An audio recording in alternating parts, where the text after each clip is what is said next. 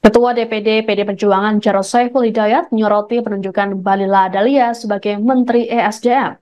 Menurut Jarod, hal ini berpotensi terjadinya konflik of interest. Dalam keterangannya pada Senin 19 Agustus, Jarod mengatakan bahwa Bahlil juga merupakan pengusaha tambang. Jarod pun mempertanyakan ketepatan penempatan Bahlil sebagai Menteri ESDM yang bersinggungan langsung dengan pengolahan sumber daya alam.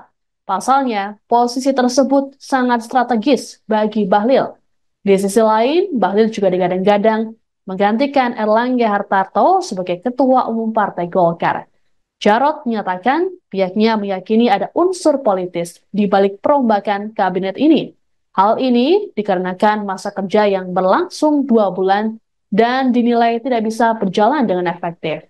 Sebagai informasi, Presiden Jokowi hari ini melantik 7 pejabat baru yang terdiri dari 3 menteri, 1 wakil menteri, dan 3 kepala badan.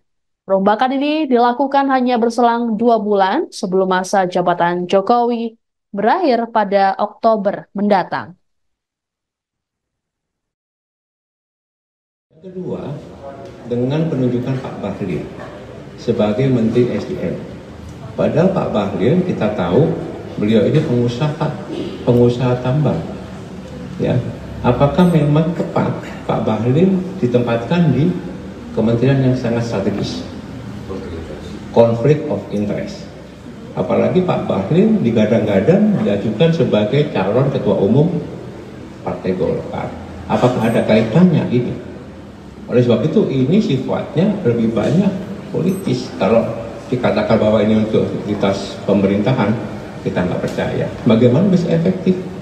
Cuma kurang dari 2 bulan efektif masa kerja mereka. Ya, jadi itu. Yang kedua, dengan penunjukan Pak Bahlil sebagai Download Tribun X sekarang, menghadirkan lokal menjadi Indonesia.